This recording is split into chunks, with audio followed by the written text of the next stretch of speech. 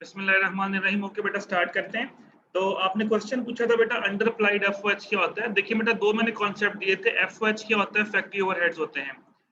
जो factory overheads होते हैं बेटा, ये हम अप्रोक्सीमेटली लिखते हैं। जब हम लोग सीजीएस जब हम बना रहे होते हैं तो उस वक्त हमने इसको अप्रोक्सीमेट लिखा होता है। कैसे अप्रोक्सीमेट लिखते हैं ये मैं आपको सिखाऊंगा। इसके मुख्तलिफ मेथड है। On the basis of labour, on the basis of material हम इसको लिखते हैं।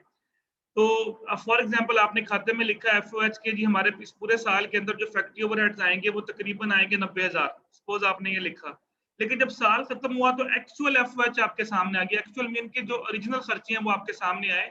तो सपोज करें कि वो जो ओरिजिनल खर्चे आए वो 80,000 हुआ। आपने खाते में लिखा था कि मेरा खर्चा होगा 90,000, लेकिन एक्चुअल में जो खर्चा हुआ आपका वो हुआ 80,000।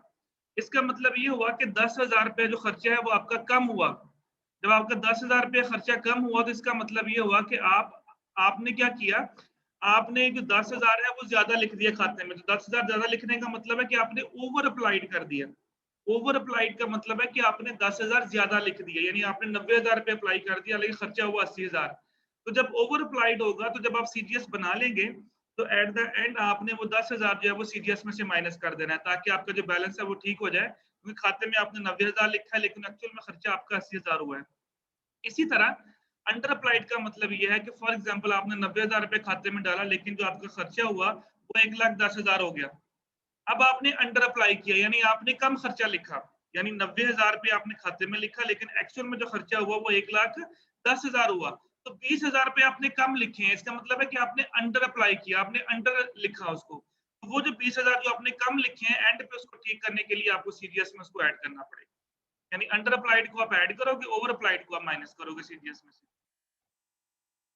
अंडरस्टैंड बेटा? यस। ओके, आज का बेटा जो हमारा टॉपिक है वो है इन्वेंट्री का। कि इन्वेंट्री क्या होती है, इन्वेंट्री मैनेजमेंट स्टाइल क्या होते हैं। तो सबसे पहले मुझे बताएं इन्वेंट्री और स्टॉक में क्या फर्क है। ये मैंने आप लोगों को लास्ट टाइम बताया भी था जब हम लोगों ने शुरू में लेक्चर्स लिए थे। What is difference between inventory and stock?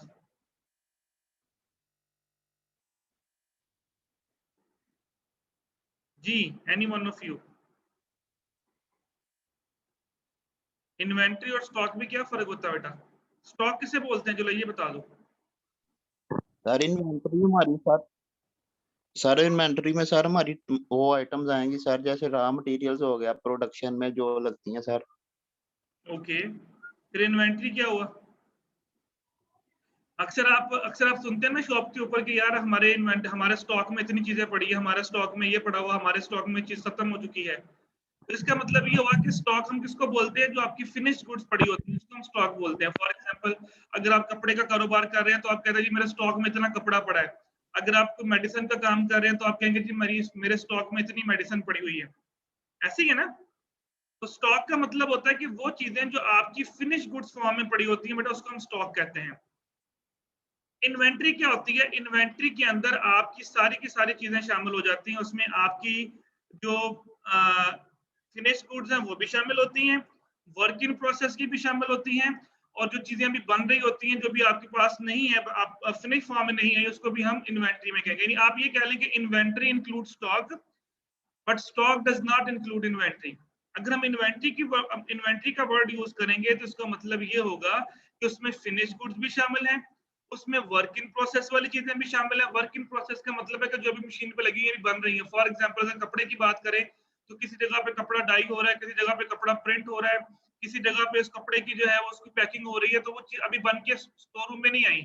तो जब तक स्टोर रूम में नहीं आएगी तब तक वो आपके लिए क्या है, इन्वेंट्री है। जैसे ही वो स्टोर रूम में आ जाएंगे तो उसको हम वर्ड यूज करेंगे स्टॉक का। तो अगर हम इन्वेंट्री का वर्ड यूज करते हैं तो इन्वेंट्री के अंदर स्टॉक भी शामिल होता है। तो inventory is the big term, you can say that. आज जो हमारा टॉपिक है वो बेटा यही टॉपिक है कि हम लोगों ने यही डिस्कस करना है कि इन्वेंट्री मैनेजमेंट स्टाइल क्या होता है और इन्वेंट्री को हम किस तरह से मैनेज करते हैं। जिस तरह अक्सर आपके स्टोर रूम के अंदर चीजें पड़ी होती है उसको मैनेज करने के मुख्तलिफ तरीके हैं। उसमें बेटा दो तरीके हम आज डिस्कस करेंगे। चले मैं आपके साथ शेयर भी करता हूँ।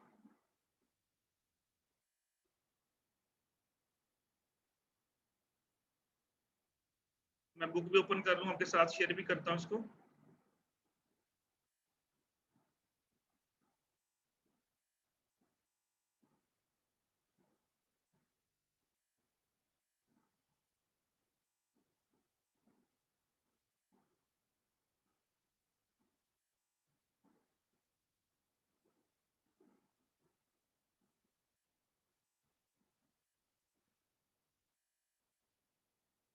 ओके बेटा, दो बेटा हम मेथड को डिस्कस करेंगे इन्वेंटरी मैनेजमेंट स्टाइल। एक होता है पीरियोडिक इन्वेंटरी सिस्टम और एक होता है perpetual inventory system.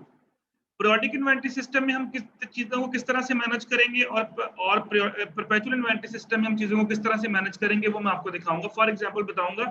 For example अभी आपके एक स्टोर रूम है, जिस तरह आप एसबी डिपार्टमेंटल स्टोर ले लें, या आप जो बड़े बड़े स्टोर है पाकिस्तान के अंदर, सिटी कैश एंड कैरी हो गया या इम्तियाज मार्ट हो गया, वहां पे अगर आप देखिए तो वहां पे मुख्तलिफ किस्म की आइटम्स पड़ी हैं, हंड्रेड्स ऑफ आइटम्स वहां पे पड़ी हुई हैं। अब उन हंड्रेड्स ऑफ आइटम्स को उन्होंने मैनेज करना होता है। डेफिनेटली वहां पे उन्होंने कोई ना कोई बंदा रखा होता है जो चीजों को नोट कर रहा होता है कि जिस स्टोर के अंदर इतनी चीजें रह गई हैं, स्टॉक के अंदर ये चीजें खत्म होने वाली है, फिर साथ ही वो ऑर्डर भी प्लेस कर देते हैं। तो बेसिकली पीरियोडिक इन्वेंटरी सिस्टम और परपेचुअल इन्वेंटरी सिस्टम में फर्क क्या है? इन दोनों मेथड के जरिए हम किस तरह से अपने स्टॉक को या अपनी इन्वेंटरी को मैनेज करते हैं। पीरियोडिक इन्वेंटरी सिस्टम ये कहता है जी कि आप एक स्पेसिफिक टाइम पीरियड के बाद चीजों को जाके चेक करते हैं। फॉर एग्जांपल आपने कहा जी कि मैंने हर हफ्ते के जो जुमेरात का दिन होगा ना, हफ्ते में थर्सडे का जो दिन होगा, थर्सडे को मैं जाऊंगा स्टोर में और चीजों की लिस्ट बना के ले आऊंगा, कौन कौन सी चीज कितनी कितनी क्वांटिटी में रह गई है और कौन कौन सी चीज खत्म हो चुकी है, उसका हम ऑर्डर प्लेस कर देंगे। फिर पीरियोडिक का मतलब है after some specific time period, यानी आपने एक दिन मुकर्रर कर लिया कि यार मैंने 2 दिन बाद जाना है, या मैंने 3 दिन बाद जाना है, या मैंने थर्सडे को जाना है, या हर थर्सडे को मैंने जाना है स्टोर के अंदर और वहां पे रैक्स में चीजें चेक करनी है, कौन कौन सी चीजें पड़ी हैं, कौन कौन सी चीजें खत्म हो चुकी हैं। अच्छा, अब आपने हर थर्सडे को जाना है, थर्सडे के बाद आपको पता चलेगा कौन सी चीज खत्म है और उसके बाद आप उसको ऑर्डर प्लेस करोगे, उसको आने में भी 1-2 दिन लगेंगे। अब इस सिस्टम का नुकसान क्या है? इस सिस्टम का नुकसान बेटा ये है कि फॉर एग्जांपल आज आपके स्टोर के अंदर एक चीज खत्म हो जाती है। आज मैं कहता हूँ जी, फॉर एग्जांपल आज का दिन है सैटरडे। अब सैटरडे को चीज खत्म हो चुकी है, इसका मतलब है आपने थर्सडे को जाना स्टोर के अंदर। अब वो चीज ना सैटरडे को अवेलेबल है, ना संडे को अवेलेबल है, ना मंडे को, ना ट्यूसडे को, ना वेडनेसडे को। थर्सडे को आप जाएंगे, आपको पता चलेगा यार ये चीज खत्म हुई है, 5 दिन से वो चीज अवेलेबल नहीं थी।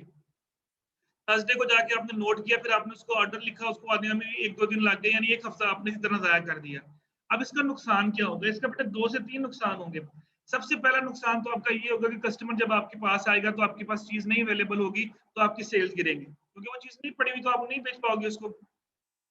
नंबर 2, आपकी जो रेपुटेशन है वो डैमेज होगी। देखिए अक्सर हम कभी शॉप पे जाए ना, आपको चीज लेने जाते हैं, फॉर एग्जांपल डिपार्टमेंटल स्टोर में आपको वहां पे 2-3 चीजें नहीं मिलती, तो और अक्सर औकात अगर ऐसा हो तो फिर हम नेक्स्ट टाइम सोचते हैं कि यार इस जगह जाने का फायदा क्या, यहाँ पे हर दफा जब भी आते हैं कोई चीज नहीं मिलती, तो फिर आप क्या करते हैं, फिर आप उस स्टोर को अवॉइड करके किसी और स्टोर पे चले जाते हैं। इट मीन कि आपकी रेपुटेशन डैमेज होने से आपका जो कस्टमर है वो लूज होगा, और थर्ड, वो जो प्रॉफिट आपने कमाना था उस चीज में से, वो प्रॉफिट भी आप नहीं कमा सके। यानी पीरियोडिक इन्वेंटरी सिस्टम का सबसे बड़ा नुकसान ये है कि जब आप आफ्टर स्पेसिफिक टाइम पीरियड के बाद जाकर चीजों को चेक करोगे तो उस वक्त तक में पॉसिबल चीज कोई खत्म हो चुकी है, तो उस चीज को उस वक्त तक आप सेल नहीं कर पाओगे जब तक वो वापस नहीं आती। और इसके क्या नुकसान हो सकते हैं वो मैंने आपको भी बता दी कि इसके क्या क्या नुकसान हो सकते हैं। परपेचुअल इन्वेंटरी सिस्टम के अंदर बेटा क्या होता है कि हर ट्रांजैक्शन के बाद आपका स्टॉक अप टू डेट होता है। अगर आप कभी देखिए, आप डिपार्टमेंटल स्टोर पे जाएं या मेडिकल स्टोर पे जाएं, तो जब आपको बिल मिलता है तो बिल के ऊपर क्या लिखा होता है? क्वांटिटी रेट अमाउंट, QRA लिखा होता है, क्वांटिटी रेट और अमाउंट। यानी फॉर एग्जांपल अगर आपने चीनी के 2 पैकेट खरीदे तो लिखा होगा शुगर, आगे लिखा होगा 2 पैकेट्स मल्टीप्लाई बाय उसका रेट और आगे उसकी अमाउंट लिखी होगी। अब ये जो आप बिल कभी आप देखो किसी भी स्टोर के ऊपर चले जाएं, अच्छे स्टोर के ऊपर, या आप इवन मेडिकल स्टोर पे चले जाएं, जब आपको बिल मिले तभी बिल को पढ़िएगा कितनी आपने गोलियां खरीदी है, गोली का रेट क्या है, मल्टीप्लाई करके उसके बाद उसकी अमाउंट लिखी होती है और एंड में टोटल बिल लिखा होता है। अब ये जो सिस्टम है, this system is called perpetual inventory system. इस सिस्टम में क्या होता है कि जैसे जैसे चीजें बिकती जा रही हैं, सिस्टम के अंदर स्टॉक जो है वो अपडेट होता जा रहा है, हर ट्रांजैक्शन के बाद स्टॉक अपडेट हो रहा है, और एक स्पेसिफिक टाइम जब आएगा कि स्टॉक खत्म होने वाला होगा तो सिस्टम आपको बीप करेगा जी कि ये चीज खत्म होने वाली है। अक्सर आप मेडिकल स्टोर पे जाएं तो वो फौरन मोबाइल पे चेक करते हैं, लैपटॉप के ऊपर तो बता देते हैं कि हाँ यार ये गोलियां इतनी रह गई हैं। ये जिस तरह अक्सर आप लेने जाए तो आप कहते हैं 10 गोलियां चाहिए, तो वो कहते हैं इस स्टॉक में 4 पड़ी हैं। इसका मतलब है कि उनको हर ट्रांजेक्शन के बाद अप टू डेट इन्फॉर्मेशन मिल रही होती है। इस सिस्टम का क्या फायदा होता है? सिस्टम का ये फायदा होता है कि जैसे चीजें खत्म होने के करीब आती हैं, हम सिस्टम आपको बीप करेगा कि ये चीज खत्म होने वाली है, तो हम क्या करेंगे, हम उस चीज का ऑर्डर प्लेस कर देंगे, ताकि जब तक वो चीज खत्म होती है, होने से पहले पहले तक वो चीज दोबारा हमारे स्टॉक के अंदर आ जाए। इसका हमें फायदा क्या होगा? एक तो आपकी चीज खत्म नहीं होगी स्टॉक के अंदर, दूसरा जब भी आप कस्टमर आपके पास आएगा, जब प्रोडक्ट आपके पास अवेलेबल होगी तो कस्टमर हमेशा आपके पास आएगा, वो आपको छोड़ के नहीं जाएगा। वो कहेगा यार कोई भी मेडिसिन कहीं से नहीं मिलती, इस शॉप से लाजमी मिल जाती है। अक्सर कभी आपने ये भी सुना होगा कि यार कोई भी अगर मेडिकल स्टोर ऐसा है कि ये मेडिकल स्टोर ऐसा है कि जहाँ पे हर किस्म की मेडिसिन मिल जाती है। और थर्ड क्या है, वो आपकी प्रॉफिटेबिलिटी में इजाफा होगा। डेफिनेटली आप जब ज्यादा सेल्स करेंगे तो आपकी प्रॉफिटेबिलिटी में भी इजाफा होगा। तो ये दो सिस्टम है, एक पीरियोडिक इन्वेंटरी सिस्टम और एक परपेचुअल इन्वेंटरी सिस्टम है। दोनों सिस्टम के जरिए हम अपनी इन्वेंटरी को जो है वो मैनेज करते हैं।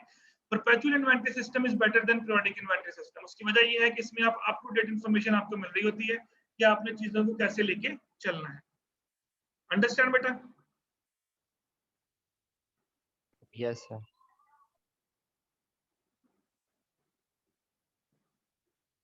ओके, अब हमारा जो बेटा नेक्स्ट मेथड है उसमें हम डिस्कस करेंगे, जो कि मैं आपको न्यूमेरिकल की तरफ लेके जाऊंगा, लेकिन न्यूमेरिकल जो है वो फिर हम नेक्स्ट क्लास में डिस्कस करेंगे। अभी मैं सिर्फ कॉन्सेप्ट्स आपको दूंगा। कॉस्टिंग प्रॉब्लम बेटा, ये क्या चीज होती है ये मैं आपको भी बताता हूँ, देन फिर हम इसी के न्यूमेरिकल करेंगे प्रॉब्लम के, कॉस्टिंग प्रॉब्लम के। कॉस्टिंग प्रॉब्लम बेटा अक्सर जो है वो कंपनीज को फेस करनी पड़ती है। वो कैसे फेस करनी पड़ती है? फॉर एग्जांपल आपकी एक मैन्युफैक्चरिंग कंपनी है, आप एक टेक्सटाइल मिल बना रहे हैं, टेक्सटाइल मिल चला रहे हैं, उसके लिए आपको कॉटन चाहिए। फॉर एग्जांपल मैं कहता हूं जी कि आपने 5 पैकेट्स मंगवाए कॉटन के,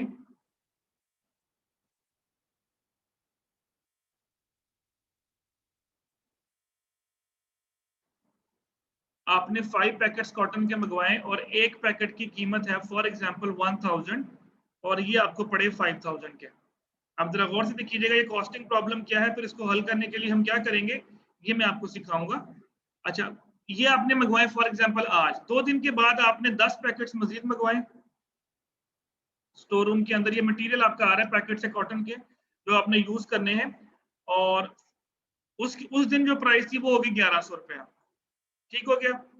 थर्ड डे आपने मंगवाया फॉर एग्जांपल, फिर दोबारा आपने 8 पैकेट्स मंगवाए कुछ दिनों के बाद, और उसकी जो प्राइस थी उस वक्त वो हो गई 800। फिर आपने कोई 10 पैकेट 12 पैकेट्स मंगवाए फॉर एग्जांपल, और उस दिन जो प्राइस आपको मिली वो मिली आपको price for example this one. ये देखिए, अब कॉटन वही है, ये कॉटन आपने आगे प्रोडक्शन डिपार्टमेंट में भेजनी है। फॉर एग्जांपल ये सारे का सारे जो चीजें हैं ये तकरीबन 12, 8, 20, 10, 30, 35, ये 35 पैकेट जो है ये आपके स्टोर के अंदर पड़े हुए हैं। अब इन पैकेट से धागा बनना है, उसके बाद कपड़ा बनना है। अब कॉस्टिंग प्रॉब्लम क्या आई कि फॉर एग्जांपल आपका जो प्रोडक्शन डिपार्टमेंट है, प्रोडक्शन डिपार्टमेंट ने कहा जी कि मुझे ऐसा करो, अपने स्टोर रूम वालों को कहा कि यार ऐसा करो कि मैंने धागा बनाना है, आप ना मुझे तकरीबन कोई 8 पैकेट भेज दो। चले मैं इसको 9 कर लेता हूँ, 9 पैकेट्स मुझे भेज दो, मैंने 9 पैकेट्स का धागा बना के इसके आगे प्रोडक्शन में स्टार्ट करना है। अब आपने 9 पैकेट्स जो भेजने हैं अपने अगले प्रोडक्शन डिपार्टमेंट के अंदर। अब ये जो 9 पैकेट्स आपने बेटा भेजने हैं, इन 9 पैकेट्स में प्रॉब्लम क्या आ रही है? अब आपने खाते में लिखना है कि मैं 9 पैकेट्स भेज रहा हूँ। अब 9 पैकेट्स कौन से? अब देखिए सारे एक ही जगह पड़े हुए हैं, स्टोर में पड़े हुए हैं, सारे का सारा स्टोर किया हुआ आपने। अब कॉस्टिंग प्रॉब्लम ये आई कि 9 पैकेट्स को मैं रेट कौन सा लगाऊं? क्या मैं 1000 रुपया रेट लगाऊं, या मैं 1100 रुपया रेट लगाऊं, या मैं 800 लगाऊं, या मैं 1250 लगाऊं? आपके पास 4 रेट के पैकेट्स पड़े हुए हैं और सारे एक ही जगह पे पड़े हुए हैं, स्टोर किया हुआ अपनी चीजों को, कुछ सस्ता पड़ा कोई महंगा पड़ा आपको। अब यहाँ पे बेटा आपको प्रॉब्लम आई, इसको बोलते हैं कॉस्टिंग प्रॉब्लम। कॉस्टिंग प्रॉब्लम ये कहती है कि जब आपके पास मुख्तलिफ रेट्स के पास मटेरियल पड़ा हुआ है और आपने इसको फर्दर डिपार्टमेंट में इशू करना है, तो you have to face the problem. अब आपको ये समझ नहीं आ रही कि मैं इसको क्या रेट लगाऊं, फिर इसके मुख्तलिफ तरीके हैं जो कि हम डिस्कस करेंगे। 3 मेथड में आप लोगों को पढ़ाऊंगा। एक मेथड होगा FIFO जो कि मैं आपको पढ़ाऊंगा, एक मेथड होगा अब कॉस्टिंग प्रॉब्लम को कैसे हल करना है, एक मेथड होगा LIFO। पढ़ा हुआ पहले आप लोगों ने ये? No sir.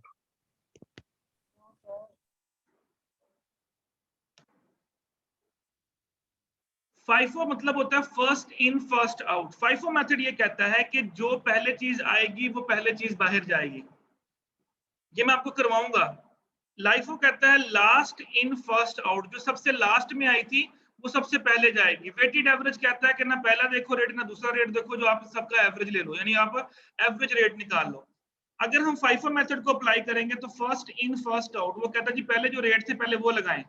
तो 5 पैकेट आपके पास किस मालियत से आए थे? 1000 रुपए के, तो आप 9 में से 5 पैकेट को रेट लगाओगे 1000 रुपया, और 4 पैकेट आप उठाओगे 10 में से और उनको रेट लगाओगे 1100। यानी फर्स्ट इन फर्स्ट, जिस तरतीब से चीजें आ रही हैं उसी तरतीब से आप आगे आपने इशू कर देनी है। तो फर्स्ट इन फर्स्ट आउट ये कहता है कि ऊपर से नीचे की तरफ इशू करें। यानी जितनी जितनी, अब फॉर एग्जांपल कुछ दिनों बाद उसने आपसे मंगवा लिए मजीद 10 पैकेट, तो आपने 4 यहाँ, 5 ये थे, 4 इसमें से क्या 6 यहाँ से पड़े, 6 ये उठाए और 3 यहाँ से ले ले। यानी ऊपर से नीचे की तरफ आपने आते जाना है और जो जो चीजें जिस जिस रेट के हिसाब से आई हैं उसको वो रेट लगाते जाएं। ये है कॉस्टिंग मेथड को हल करने का पहला तरीका, फर्स्ट इन फर्स्ट आउट, जो पहले आई है वही पहले बाहर जाएगी। लाइफो मेथड इसका उल्टा है, लाइफो मेथड कहता है कि जो सबसे लास्ट पे रेट आया है पहले वो निकाले। यानी अगर आपने 9 पैकेट्स भेजने हैं तो वो 9 पैकेट आप इन 12 पैकेट्स में से भेजेंगे और उनको रेट क्या लगेगा 1250 और बाकी के 3 पैकेट यहाँ पे रह जाएंगे। तो यानी आपने नीचे से ऊपर की तरफ रेट लगाने हैं। लाइफो मेथड ये कहता है लास्ट इन फर्स्ट आउट, जो सबसे लास्ट में चीज आई थी वो सबसे पहले बाहर जाएगी। इसको जो रेट लगाना है आपने वो बाहर पहले वाला लगाना है, यानी लास्ट वाला रेट लगाना है। वेटेड एवरेज कहता है कि ना सबसे पहले वाला रेट ना सबसे लास्ट वाला रेट, हम क्या करेंगे, हम इन चारों रेट्स का एवरेज ले लेंगे, यानी 1000, 1100, 800, 1250 इनको प्लस करेंगे और डिवाइड बाय 4 करके एक एवरेज रेट बना लेंगे और वो एवरेज रेट हर एक को लगाते जाएंगे। ये 3 मेथड है बेटा जिसके जरिए हम इस कॉस्टिंग प्रॉब्लम को सॉल्व करेंगे। कैसे सॉल्व करेंगे, क्या न्यूमेरिकल होंगे, वो हम लोग इसको फिर नेक्स्ट क्लास में डिस्कस करेंगे इन डिटेल। यहाँ तक कोई प्रॉब्लम है तो you can ask any question, any one of you. Sir stock में कौन कौन सी चीजें आती हैं, ये काइंडली रिपीट कीजिएगा। स्टॉक का मतलब है finished goods only. Stock mean finished goods only, यानी जो फिनिश्ड फॉर्म में चीजें पड़ी हैं वो आपका स्टॉक है। इन्वेंट्री में finished goods plus work in process दोनों आते हैं। Okay sir. जी, और कोई क्वेश्चन बेटा? पूछ ले बेटा, अभी आपके सामने लिखा हुआ, पूछ ले। If you want to ask any question, any one of you.